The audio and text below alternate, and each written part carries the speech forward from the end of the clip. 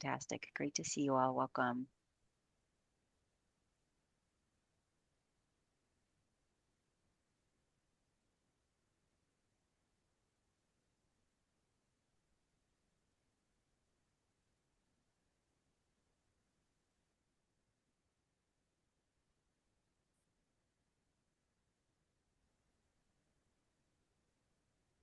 We'll give folks just another minute and then we'll go ahead and get started.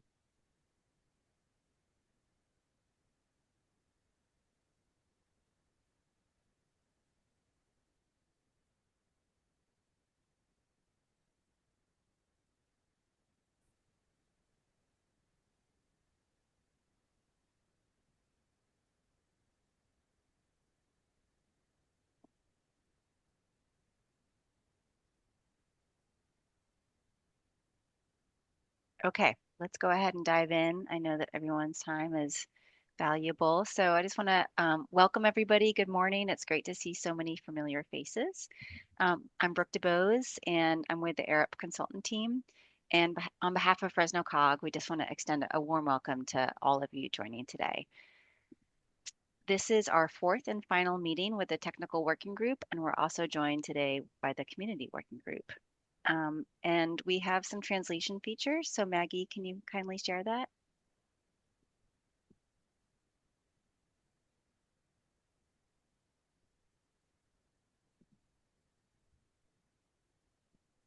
Buenos días a todos.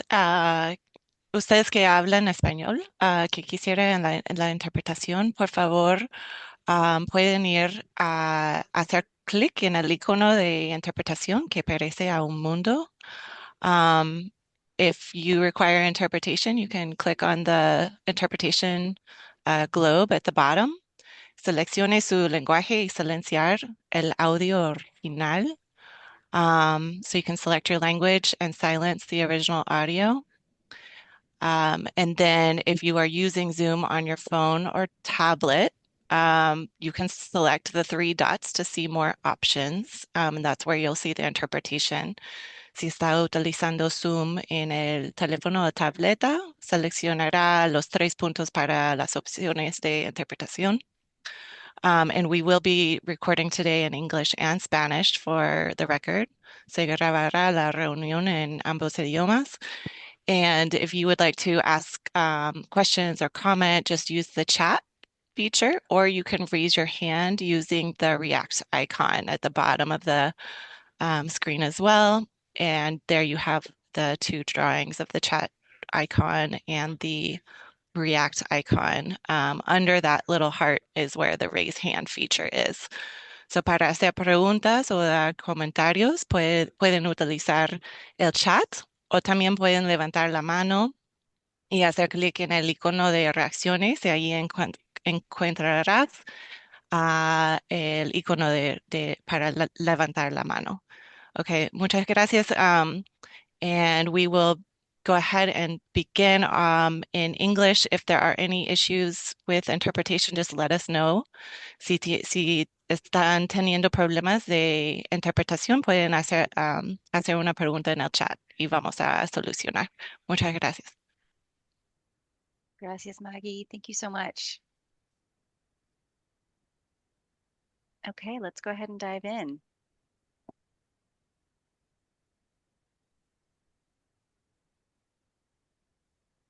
Great. So we have a full agenda for you all today. We'll be providing a summary overview of the project and also presenting the final study report. And we're really eager to get your reactions on the final report. So our main ask for the group coming out of today's meeting is for you all to read it and share your feedback with us. And we'll share more about that towards the end of the presentation. We're going to start with a review of our work and key findings, what we heard from stakeholders and communities throughout Fresno County on issues of climate hazards and their concerns, and then we'll present the study recommendations to you for your feedback.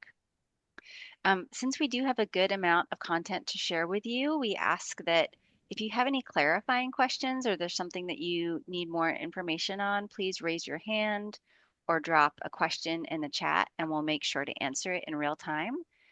But we have a good amount of time at the end of the presentation for deeper dive on Q&A. We've reserved 2 hours for our meeting today, and our agenda is 90 minutes. So we should have plenty of time at the end for more expansive questions and discussion. We have quite a large group, so in the interest of time, I'm going to ask everybody here to type your name and your organization in the chat box so that we know everyone who's here. And I just want to briefly present the ARP project team who you'll be hearing from today. So again, I'm Brooke DeBose, providing oversight to our team. I'm joined by Karen Barnes and Aggie Messerschmidt, who'll be presenting the climate findings and project recommendations. And then we're also joined by Sheila Hakimempor, who will be walking us through all of the engagement work. And then I also want to introduce the COG staff that we've been working with throughout the last year, Paul Herman, Matthew Shimizu, and Sean Nunez. So they'll also be representing COG on any questions that you have.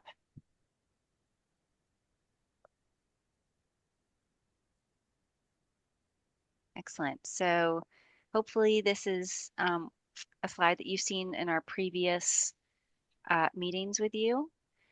Want to share the COGS objectives for this study. Really, they're threefold. The first is to develop a countywide climate resiliency plan that reflects local and regional needs. The second is to identify the list of projects that will become candidates for the 2026 Regional Transportation Plan and Sustainable Community Strategy. And the third and probably most important one is to advance a set of implementable projects that really can demonstrate reducing risk to the transportation network and the communities that use it. And over the past year, we've been working collaboratively through the 5 steps here. So let's go ahead and review that schedule and share our work to date.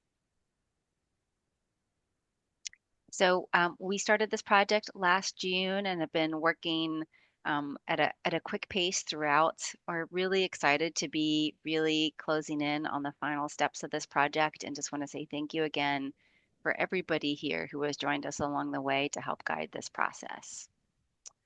We are anticipating that the final report will go for adoption early this summer and will be published on COG's website by July.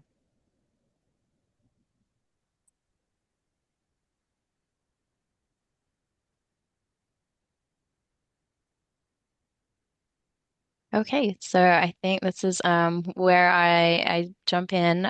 So the first part that we want to cover today is the results of the climate risk assessment.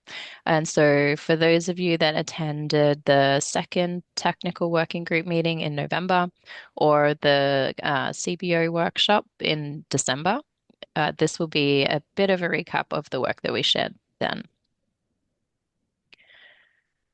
This study is looked at how flooding, extreme heat, and wildfire occur now and how they're expected to change in the future. So flooding is an issue in multiple locations across the county, though certain areas are more prone to extreme flooding, such as the cities of Fresno and Clovis, and parts of Western Fresno County. In the future, rainfall is projected to become more frequent, increasing the risk of flooding. For extreme heat, as you all know, this is something that's already a concern. Temperatures are anticipated to increase, and the heat index across the county, and that's the feels like temperature, it's projected to rise on average by 5 to 11 degrees as we go out towards the mid and end of century. And then wildfires predominantly impact rural and mountainous regions in the county, and that's due to the availability of wildland fuel, so trees and brush. Some projections show that the chance of a wildfire occurring in heavily forested areas in the county will triple by the end of the century. If we move on to the next one, so floods, extreme heat events, and wildfires happen with different frequencies. And to be able to compare the impacts of these different types of events, we use the framework that you can see here. So on the left-hand side, we have the likelihood of an event. So ranging from something that happens very frequently as exceptionally likely through to something that is quite rare, something that would be very unlikely. And then along the top, we have the consequence. And so that is, for example, how badly would a flood impact a bus yard, for example. Uh, and so if we click on this one, if we had an unlikely event, then so this could be, for example, a 100-year flood, uh, and it has catastrophic impacts. So it could close the bus yard for months. Then it would get, if we click again, it would get a high risk rating. And then on the right-hand side, you can see how these ratings map to scores. And this is something that I'll come back to again a little bit later. So this framework really allows us to compare the different events that will have different types of impacts. This study focused on the transportation assets in Fresno County, and we included those that you can see here. So we included roads and bridges. We looked at the transit network and bus yards. We looked at the rail network, the bike network, and 9 airports in the county. So moving on to the key findings. So the goal of the risk assessment was to identify which of these assets and which hazards are the priority to address now. And so the key takeaways from this piece are shown here. So for roads and bridges, we found that flooding impacts the valley, while wildfire and landslides are more concerning along the mountainous roads. For the transit network, flooding primarily impacts urban transit service served by FACTS, and so some of the routes that we found that were more impacted are 1, 28, and 38. And then the rural transit service, while also potentially impacted by flooding, is also susceptible to wildfire risk. And then the bus yards, flooding has the potential to impact about a quarter of the bus yards that we looked at. And the ones that come to the top of that list are Fireball Bus Yard 1, Coalinga Bus Yard, and Orange Cove Bus Yard. If we go to the next slide, so looking at the bike network, flood and wildfire also have the potential to impact parts of the bike network, but really we were also looking at extreme heat as a main concern for cyclists. And then for rail, flood impacts parts of the rail network, particularly the main lines through the city of Fresno and branch lines in Western Fresno County. And then the last one here, we looked at airports. So flooding we found could potentially impact 5 of the 9 airports. And so they include the Fresno Yosemite International, Fresno Chandler Executive, Selma, Mendota, and Fireball. We found that no airports were in the wildfire hazard zones. Okay, so the results that I just shared are summarized in the plan that was shared with you, and there is a separate report that goes into more detail on those results that will be made available at the end of the project. And this is what the data told us, but we wanted to understand whether this reflected your lived experience and those that live in Fresno County. So Sheila will discuss how we went about getting that input. Thank you, Karen. So as Karen showed you how the technical assessment showed where the risks are, and we did the fact checking with the community, and you can see the snapshot of the activities we did for this project.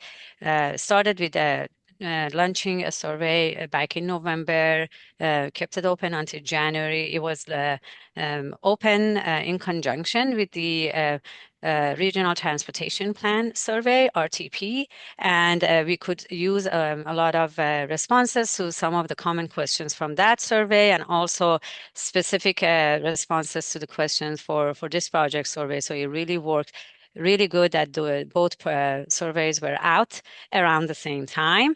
We also did a workshop with all of you guys, CBOs and stakeholders back in December, and heard a lot of good feedback from you. And then the bulk of the public-facing outreach was the pop-ups that we did. We tabled at 6 different events in different areas of the Fresno County. We tried to cover all the corners of the county. And here we are now launching the public review of the draft plan, hoping that you guys get a chance to review it and share your comments with us. Next one. I'm just going to go very quickly through some highlights of the responses and results of the events that we did for the engagement for the project. The community-based organization workshop that many of you attended was back in December, and it was very interactive. We had all the maps and technical data on the maps. It was in the Miro, an interactive map that folks could go and check the maps, check the results, and leave comments for us. And we heard a lot of good feedback from the community representatives who knows residents, who know what they're dealing with when it comes to the climate hazards. We heard that emergency planning and being prepared to respond is very important. Having a communication tool set to warn or to notify residents when an event is happening is super important. We heard how it is critical to have safe access and safe routes for evacuation, for emergency services, for first responders to reach communities when the events are happening. So making sure those access roads stay open, especially if there are communities that only have very limited access. We also heard like a wildfire, for example, affects the mountain communities, but the smoke and flood, smoke from the wildfire and the flood affects the people and residents in the valley area, especially those who are working out in the farms, for example, in West County, West Fresno County. And then it's maybe not all about just how the danger is affecting and impacting people's life. How comfort is also important when it comes to the climate, the heat index, and people are going to be, let's say, suffering if they're walking or biking and using transit during the very hot summers of Fresno County. So a lot of good feedback that kind of confirm our findings on our technical assessment. Next one. An online survey, again, really gave us very similar results. The community priorities were surfaced. We found out how access is important, especially when there is landslide or wildfire, how major highways are super important for in our county for transportation, and they can get impacted by wildfire or flooding. How in the metropolitan Fresno area, flood is a major issue, and in Southwest area it could be also flood, and then and the wildfire. And again, the thermal comfort of if you're a pedestrian or you're a biker or you're a transit rider, the climate, the heat can be a deterrent to do those activities. Next one. And the bulk of our public-facing engagement was the pop-ups. We knew this is a very limited activity. It's a huge county. There's a lot of places, and we wanted to be very strategic and careful about where to go. We did a lot of research. We did our due diligence, asking you guys, asking our engaged CBOs in different occasions about like what are the best places to go. We asked our task force and technical committee to get recommendations, and we did receive a lot of good recommendations. We made sure we go in all corners of the county, from the urban area to the west side and east side and the mountain area. We made sure we go to events that are well attended, so people are there, and we can engage with more people about these issues. And we also made sure that we go to areas that are focus of the priority projects through our technical work. We did 3 pop-ups at the Fresno area. You can see the list, including Hoover High School, which I like to highlight. We table at the Hoover High School regional family engagement hosted by the Fresno Unified Parent University. There are thousands of people at Hoover High School from the catchment area. About 200 to 225 people actually came to our table. People were very interactive, asked really good questions, and gave us the opportunity to talk to them about the project and get their feedback. We heard from our stakeholders, Felipe, who's here today, that one of the good areas to go in West Fresno County is Mendota Open Market. We contacted the organizer, we showed up there, predominantly Spanish speaking. We had interpretation with us, and then we really engaged in really good conversation. Heard that 180 is like the main access, not the only access, but the main access to this to the town, and it can get interrupted by flood, and how people don't have access to transit in Mendota. We wanted to make sure on the west side, east side of the county, we cover both the mountain area and the valley area. So we showed up at Reedley Street Eats, talked to folks over there. And we also showed up at Aubrey Earth Day and talked to folks in the mountain area and heard a lot about, wildfire is very impactful, obviously in the mountain area, and flood is an issue, and the heat are issue in the valley area. In total, we talked to about 450 people, and that's adds up to like more than 1,000 interactions of conversations. And we heard a lot of important information from the community members, and we're happy to share all that today with you. Back to you, Karen or Maggie, I forgot. Great. Thanks, Sheila. So if we go actually back one slide, in addition to the community outreach that Sheila just shared with us, we convened this technical working group, which a number of you are a part of today. And so you can see here the member organizations on the screen. So we have representatives from Caltrans, FCRTA, FACS, Clovis Transit, the Department of Public Health and Emergency Management, as well as others. So today is our fourth and final meeting with this group. So thank you all for being a part of this working group. And the working group has met at a number of different milestones throughout the project and provided key input. And so at the beginning, we met to steer the project direction. Then we met again to review the risk assessment results. And then we met a third time earlier this year to provide input on the identified projects. So in terms of what we heard, here on the next slide, we have some of the key things. So we heard that rural communities, there are a number of concerns around rural communities, particularly related to isolation and how road conditions can limit access, and also the importance of coordinating with first responders, as well as when it came time to prioritize projects, not solely considering the number of people who would be affected, as that would disadvantage rural areas.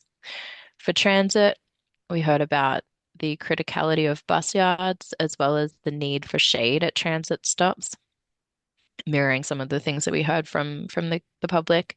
And then in terms of community-wide issues, we heard about issues with degraded pavement, and also the need to streamline permitting processes to help accelerate implementation of projects. So this feedback was super valuable in helping to direct the focus of the study and also to make sure that we weren't missing anything. So the technical work and the feedback from the engagement activities that we've just covered fed into the next piece, which was the identification of project opportunities. So using the information that we just presented, we created project typologies. And this was really to capture the different types of projects that could be developed across the county to address climate risks. For flooding, on the left-hand side, you can see that we have 6 typologies, and these, for example, differentiate between urban corridors and rural roads because they all have different solutions. And we also, differentiated between airports and rail. Again, they'll have different solutions. For wildfire, we had 2 different types that looked at mountain roads and mountain passes versus shared use paths. And then for heat, we looked at 2 different types of things. So we looked at the impact to people, so pedestrians, bicyclists, and transit riders. And then we looked at the impact to physical assets, so the pavement on the roads. And then the last one, we also looked at landslide and its impact to roads. And so we have one typology there to cover that one. Because Fresno County is a large area, we're talking about miles and miles of road, rail, transit routes. We needed a way to prioritize our efforts and decide where to focus. So we used the approach shown here. On the left-hand side, we have the hazard risk score, which I talked about earlier. And this was paired with a road network score, which is the table in the middle. And so the road network score factored in whether it also served a transit route or it was also a bike route. It accounted for traffic volume. It accounted for whether it was a key connecting road for rural communities and also whether the roadway went through an equity priority community. So these 2 elements were combined to create a priority score, which you can see on the right-hand side. And these were then sorted into high, moderate, and low-level priorities. Using that approach, we developed this list of 31 project opportunities. So these are specific locations where a hazard like a flood or a wildfire impact an asset like a road or a bus yard. And so we have 22 projects that address flooding, 4 that address wildfire, 4 that address heat, and then 1 that addresses landslide. And the priority ratings are based on the scores that I just shared, but they were also adjusted to account for the feedback that we received both from the technical working group, from the CBOs, and from the public through the pop-ups and the survey. It might be a little hard to see this here, particularly on the map, but this map is included in the plan.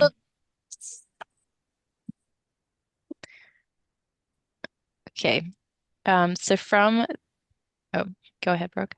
Karen, I was just going to say, if anybody has any clarifying questions or anything, feel free to raise your hand or drop them in the chat because or otherwise we'll just keep going. I see there is one, yeah. Yeah, hi. Thank you so much for your great work here.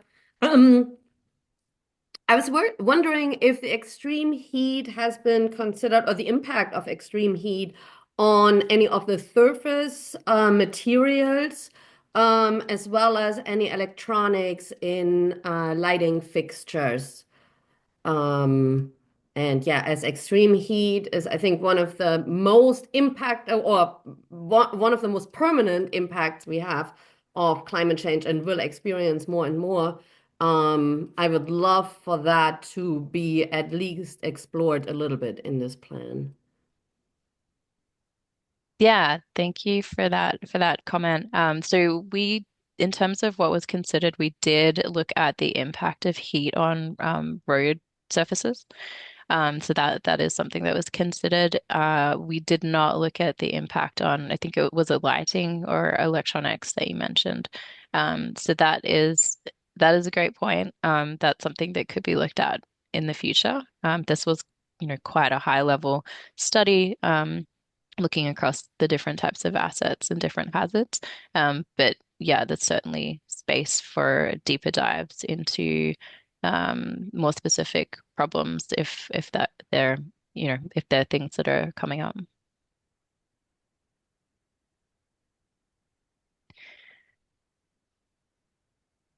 All right. Um, Okay, so I will just have a couple more slides on these project opportunities.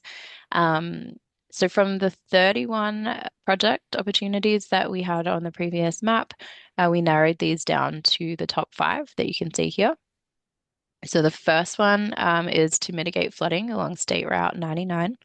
The second is to mitigate wildfire impact across the county's mountainous roads.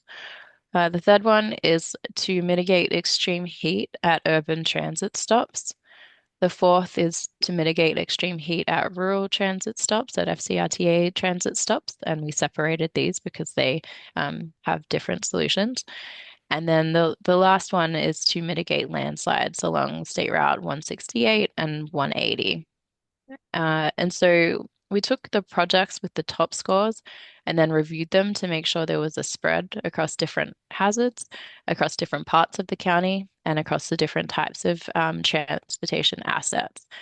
And then on the next slide, you can see how that looks on the map. And you can see that we have 2 projects focused on the urban areas. So one that's looking at flooding, one that's looking at extreme heat at transit stops. And then we have 3 projects that are on the more focused on the rural areas. So again, the extreme heat at FCRTA transit stops, wildfire in the eastern and western mountainous areas, and then landslide in the eastern part of the county. And so with that, I will hand it over to Maggie to talk through these in more detail. Okay, so Karen covered the long list of projects of 31 projects that were identified, and then how we got to those top 5 projects. And I just want to highlight that even we're limited in terms of the number of projects to move forward um, into kind of a solutioning phase, but that doesn't mean that there's not kind of this pipeline of projects that have been identified. And so all of the hazards and impacts that we mentioned are now on the radar and will become important to be monitoring in the future. But I will cover what we are proposing as kind of high-level solutions, conceptual solutions for each of the 5 projects that we identified. And the first one was around mitigating flooding, specifically at State Route 99 in urban Fresno. So you can see on the map, the red line indicates an area that is in the 100-year floodplain. These are identified by FEMA. The blue actually is the 100-year floodplain, and the pink lines are the 500-year floodplain. That doesn't mean that a storm occurs in that area or flooding occurs in that area only once every 100 years. It actually means that there's a 1% chance annually of that magnitude or greater flooding occurring. And of course, with the impacts of urbanization and climate change, we are seeing increased frequency and intensity of flooding. So we aren't expecting it to get better. And so in order to mitigate that, we are proposing 2 approaches. One is throughout the drainage area, incorporating green stormwater infrastructure, and that means things like trees and vegetation and bioretention, which takes the stormwater off the streets and uses it actually to irrigate vegetation and absorb it in the soils before it enters the storm system. And then you have the increased benefit of cooling and air quality improvements for the general public. Um, another important solution would be to upgrade the storm system master plan, and that may involve resizing the storm system. But we should take a look at the projections for climate change and make sure that the drainage system is sized appropriately and considering not just historical flooding, but the potential for increased intensity and frequency of precipitation events. So that is project number one. I'm going to move on to project number two. Okay, so our second, oops, sorry, too many clicks. Okay, the second priority project was around mitigating wildfire impacts to the county-wide road network. Specifically, we were highlighting routes 168 and 180 in eastern Fresno. Um, these, the majority of this road network falls in U.S. Forest Service land or in private land. So it's important to complement existing projects to clear ground fuels, and that means mostly dry and dead vegetation and pines affected that have fallen and have been affected by beetles.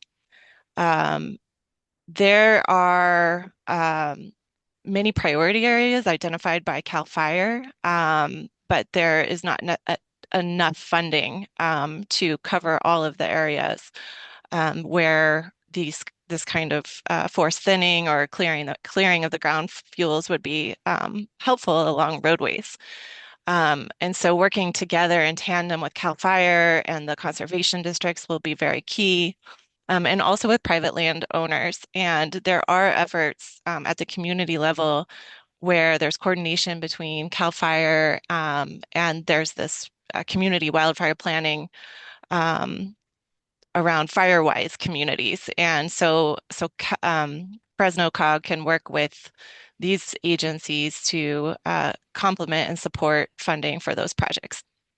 And then the third thing, and this really resonates with what we heard from community-based organizations and from the technical working group, but it is key to continue to map out evacuation plans in these areas and prepare for both ingress and egress, so both in and out, making sure that emergency responders can get to these communities in the case of wildfire, and maintaining access along these roads for safe exit as well. Okay. I'm getting the message to speak slower for our interpreters, so I will be slowing down just a tad. For priority project 3, we are working on extreme heat at urban transit stops. You can see here on the map, these are some of the high frequency uh, stops, so where there's no tree canopy. And so these would be prioritized locations for some of the solutions that we are proposing. On the right-hand side, you see 4 types of solutions for situations that this is energy intensive, the radiant cooling and air conditioning bus shelters, but for high need locations that may be appropriate. And this would be especially um, at metro stops. And then we would also incorporate tree canopy, or we were talking earlier about green stormwater infrastructure. Another word for that is water sensitive urban design, but incorporate those types of features along or around pedestrian um, pedestrian kind of corridors that connect these transit stops. And then we also would take into account the need for shading bus shelters and again, kind of connections through green corridors or vegetation along these routes. And then I just want to identify that some of these key landscaping or shade tree corridors could include Blackstone Avenue, the eastern end of Cesar Chavez and Kings Canyon Road. And then the radiant cooling and air conditioning might be appropriate at some of the more major transit hubs, such as the Downtown Transit Center, the Manchester Transit Center, or major stops that serve Cal State Fresno, or potentially high-speed rail stations in the future.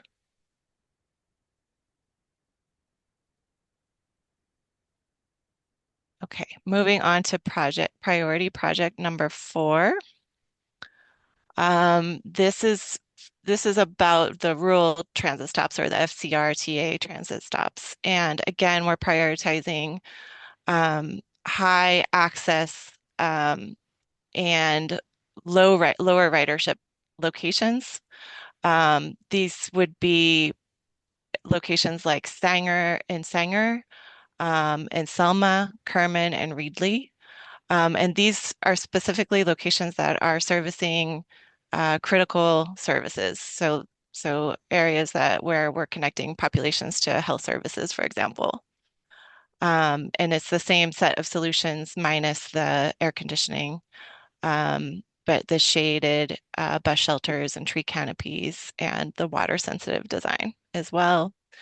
There are some medium priority locations identified too in Mendota, Parlier, excuse my pronunciation if it's incorrect there, Kingsburg, and Latin. Okay, and then moving on to priority project, number 5. Um, this focuses on mitigating landslides along routes 168 and 180. You'll see on the map those two areas highlighted. You can also see that landslide susceptibility classes are identified throughout the county. So along each of those routes, there's a variation in these landslide susceptibility classes from 0 to 10. And so roughly according to those landslide susceptibility classes, different solutions would be appropriate, including landslide retention and erosion stabilization. And in really worst case scenarios, realignment may be considered. So that gives kind of an initial framework for prioritizing what types of solutions would be appropriate, especially along those two routes. Noting that 168 is also a key transit line. So there are key locations along that route that might be important to mitigate for transit-dependent populations. All right, and I will pass it on to Brooke to talk about the final report.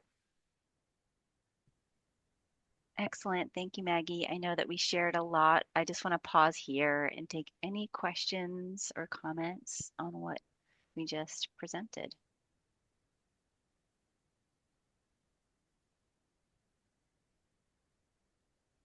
Okay, fantastic. Well, more of this is in the final report, so let's go ahead and provide an overview of what you'll be seeing in that. So yesterday, we sent either by email or we dropped into the invitation the draft final study report. And I just want to share here what is included in that. And I'll just say that the team in Fresno Cog did a phenomenal job of pulling this report together. It's under 30 pages, and so it's a quick read and has a lot of really good information. So we're really excited to share this with you and also get your feedback on where we could really make sure that it's reflecting local and regional priorities for Fresno County. So there's essentially 6 chapters or sections of the report, and we also have an executive summary in it. The first part is really explaining the background and the context for why Fresno Cog is developing or has developed a climate resiliency plan. The second chapter is focused on an overview of the climate projections in Fresno County that we presented with you today and previously. The third is a summary of the risk assessment findings. And so it's really focusing on the most at-risk transportation assets and explaining those details. And then the fourth and fifth chapters are really focused on that longer list of transportation project opportunities to improve resilience across Fresno County. That's what Karen presented to you today. And then we do a deeper dive of the priority projects that Maggie just presented on, including the detailed assessment of the risks and potential solutions for each. We'll also be including planning level costs in the final report. And then it's wrapped up with a summary of next steps. And then we also have a pretty thorough appendix that includes all of the technical work that we developed throughout the plan development. And we're not asking you all to read that for right now. We just want your thoughts on the main body of the report.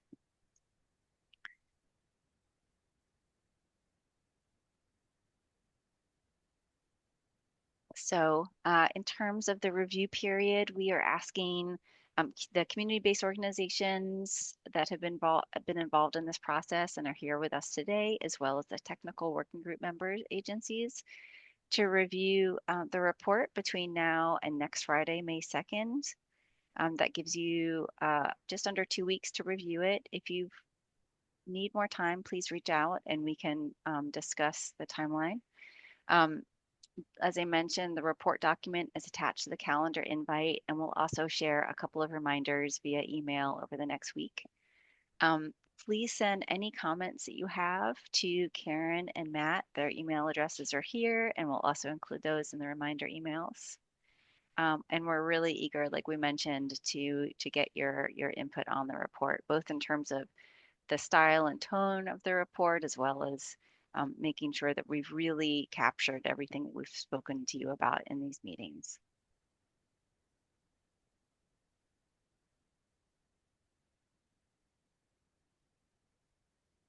Okay, so just in terms of our look ahead, as mentioned, the review period for the study report is now through May 2nd.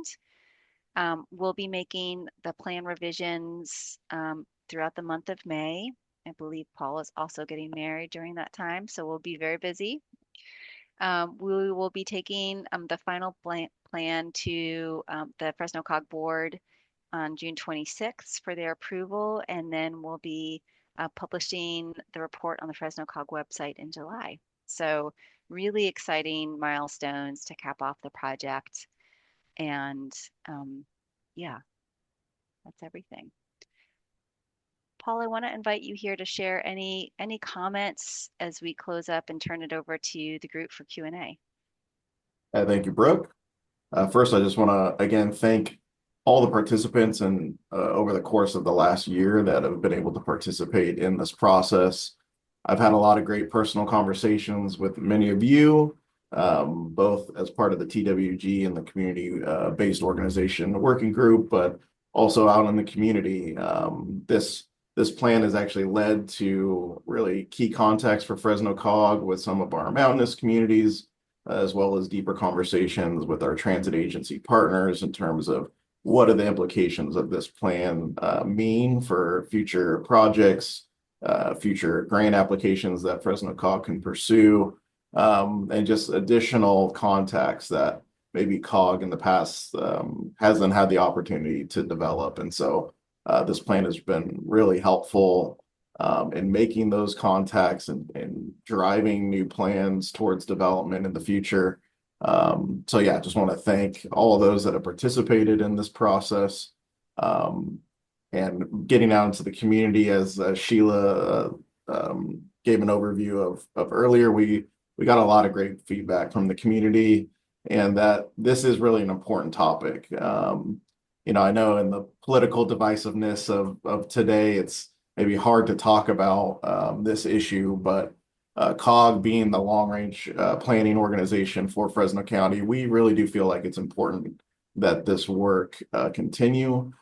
We will continue to pursue climate planning in the future as it regards to transportation and other kind of adjacent topics to transportation.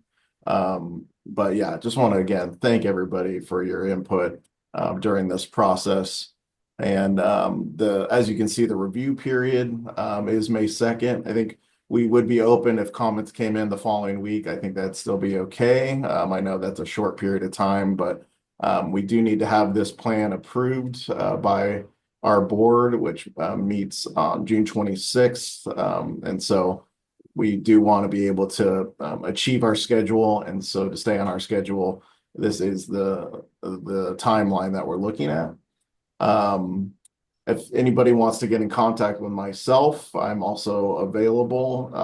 You can email me at pherman@fresnocog.org, and would be more than happy to discuss this plan.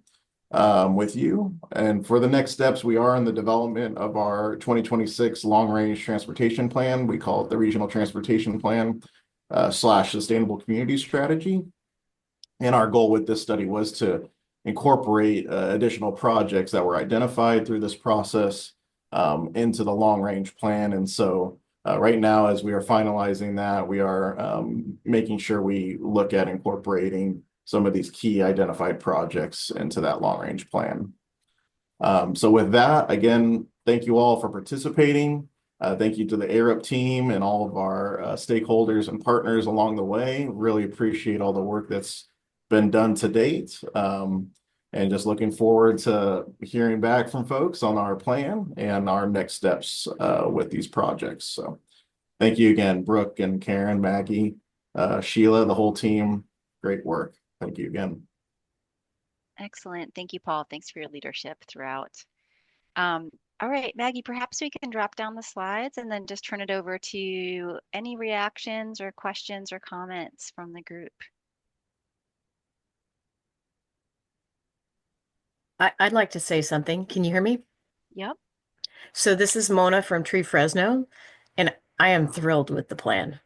And I can tell you, our organization, as most people know, we returned 40 this year, and that concentration on how trees benefit, especially our urban environment, including rural communities, is so essential. So we love the fact that you brought in partners, like, for example, the city and Caltrans, et cetera. And this gives us an opportunity to continue to have this discussion. We are not feeling like that we will ever stop this kind of work because it's critical, especially for our most sort of impacted communities. I love the range along 99. Currently, we're working under $3 million from Valley Air District in respect to South Central Fresno. So that's something that no matter if it's this plan or anything else related to Fresno COG, we are willing to partner for funding that lasts through the first part of 2027 to get started on this. So we are looking for locations to plant, partners to plant with, volunteers will bring in to be a part of this.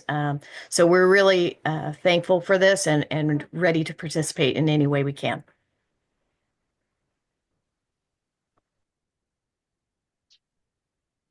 Thank Mona for that. Yeah, really appreciate your work in the community. Tree Fresno is really a pillar of the community in terms of what you've been doing for this, in the climate work, in the tree shade and planting.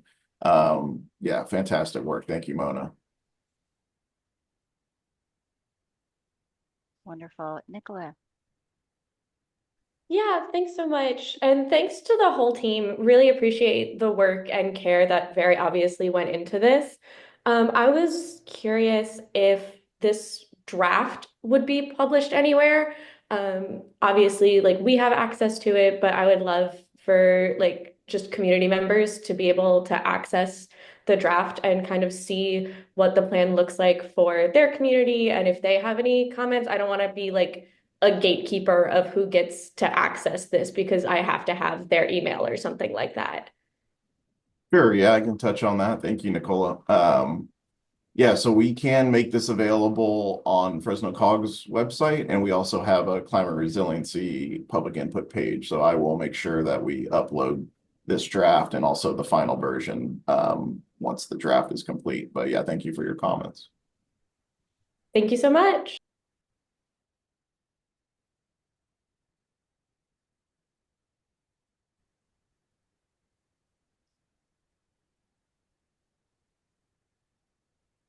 Fantastic. Any other comments, questions?